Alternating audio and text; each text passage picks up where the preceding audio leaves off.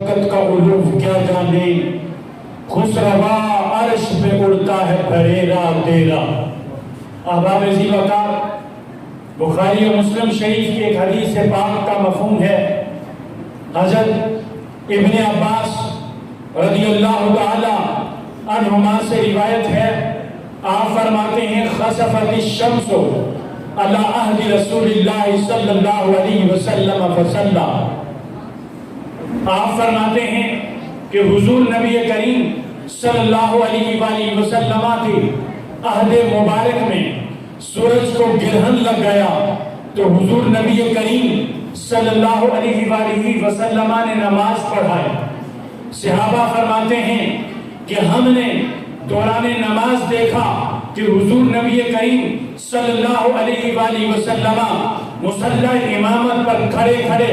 آگے کی جانب بڑھے، ثم رأیناک تقاقعتا، پھر ہم نے دیکھا قدرے پیچھے کی جانب ہٹ گئے۔ جب نماز سے فارغ ہوئے تو ہم نے عرض کی یا رسول اللہ صلی اللہ علیہ وسلم، دوران نماز وجہ کیا تھی کہ آپ آگے کی جانب بڑھے پھر پیچھے کی جانب ہٹ گئے؟ تو رحمت عالم صلی اللہ علیہ وآلہ وسلم نے ارشاد فرمایا انی اريد الجنہ او کما قال علیہ الصلوۃ والسلام۔ حدیث کا مفہوم ہے، فرمایا میں نے زمین پہ سینے پر کھڑے ہوتے ہوئے ساتوں آسمانوں کے اوپر جنت کو دیکھ لیا۔ فرش والے تیری شوکت کا علوف کیا جانے، خسروا عرش پہ اڑتا ہے پھریرا تیرا۔ ایک تو یہ پتا چلا کہ صحابہ نماز پڑھتے بھی سرکار کی زیارت کر رہے ہوتے، اسی لیے فرمایا ہم نے دیکھا۔ ایسے تو حکم یہ ہے کہ دوران نماز قیام کی حالت میں اپنی نگاہ کو سجدہ گاہ پر رکھو، لیکن صحابہ حضور کی زیارت کر رہے ہوتے تھے، اور جب نماز سے فارغ ہوئے فرمایا ہم نے دیکھا دوران نماز آپ نے آگے کی جانب ہاتھ کو بڑھایا پھر پیچھے کی جانب ہٹ گئے، وجہ کیا تھی؟ فرمایا میں نے زمین کے سینے پر کھڑے ہو کر ساتوں آسمانوں کے اوپر، جنت کیوں ساتوں آسمانوں کے اوپر ہے، فرمایا ساتوں آسمانوں کے اوپر جنت کو دیکھ لیا تھا۔ فرمایا صرف دیکھا ہی نہیں، فَتَنَاوَلْتُ مِنْهَا عُنْقُودًا، جنت کے پھلوں میں سے میں نے ایک خوشے کو پکڑ بھی لیا تھا۔ فرمایا اگر میں اس جنتی خوشے کو اس دنیا میں لے آتا تم رہتی دنیا تک کھاتے رہتے، وہ ایک خوشہ کبھی ختم نہ ہوتا۔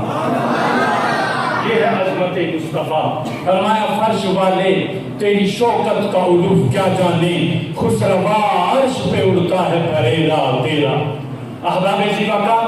حضور نبی کریم صلی اللہ علیہ وآلہ وسلم کی محفل میلاد میں شریک ہونا بڑی عظمت،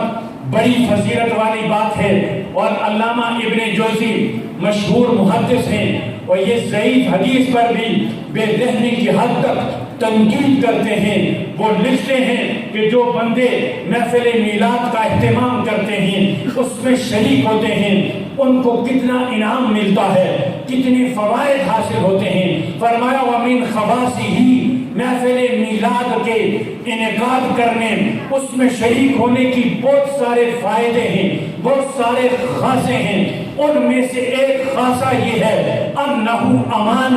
تِلْكَ الْعَامِ، فرمایا جو محفل میلاد میں شریک ہوتا ہے، اس کا انعقاد کرتا ہے، اس کی برکت سے وہ سارا سال اللہ کی حفظ و امان میں رہتا ہے۔ وَبُشْرَى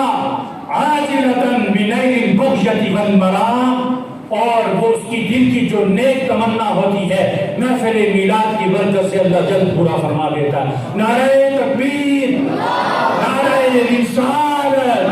آمد مصطفیٰ، آمد مصطفیٰ۔ ہماری اس عظیم الشان محفل میلاد کے روح رواں اور ہمارے معزز مہمان، میری مراد رونق بزم علم و عرفان، خطیب نقطہ، استاد العلماء حضرت علامہ مولانا مفتی محمد امجد رضوی صاحب مدظ اللہ العالی ہماری اس محفل کی اسٹیج کی زینت بنے ہیں، میں دل کی عمیق گہرائیوں سے انہیں اہلاً سہلاً مرحبا کہتا ہوں، اور میں اپنی جانب سے اور اپنے تمام انتظامیہ کی جانب سے تمام نمازی حضرات کی طرف سے آپ کا دل کی گہرائیوں سے شکریہ ادا کرتا ہوں کہ آپ اتنا طویل ترین سفر کر کے گوناگون مصروفیات ترک کر کے قصور سے ہماری دعوت پہ یہاں تشریف لائے ہیں۔ ہم ان کے لیے دیدہ دل فرش راہ کرتے ہیں۔ اللہ رب ذوالجلال کی بارگاہ میں دعا کرتے ہیں کہ اللہ رب ذوالجلال قبلہ مفتی صاحب کے علم و عمل میں مزید برکت عطا فرمائیں، اور ہماری یہ بھی سعادت مندی ہے کہ قبلہ مفتی صاحب میری معلومات کے مطابق چند دن ہی پہلے حرمین طیبین کے سفر سے عمرہ شریف کر کے بارگاہ رسالت امام صلی اللہ علیہ وآلہ وسلم میں ادب و نیاز میں ڈوبی ہوئی حاضری پیش کر کے تشریف لائے ہیں۔ اللہ رب ذوالجلال ان کی حاضری کو قبول فرمائے، اور اللہ رب ذوالجلال ان کی دعاؤں کی برکت سے، اور اللہ رب ذوالجلال حضرت سیدنا عمر فاروق رضی اللہ تعالی عنہ کی دعا کی برکت سے ہمیں بھی حرمین طیبین کی باادب مقبول حاضری نصیب فرمائے۔ اور حضرت عمر فاروق رضی اللہ تعالی عنہ دعا مانگا کرتے تھے، اللہم ارزقنی شہادتاً فی سبیلک واجعل موتی فی بلد رسولک صلی اللہ علیہ وآلہ وسلم۔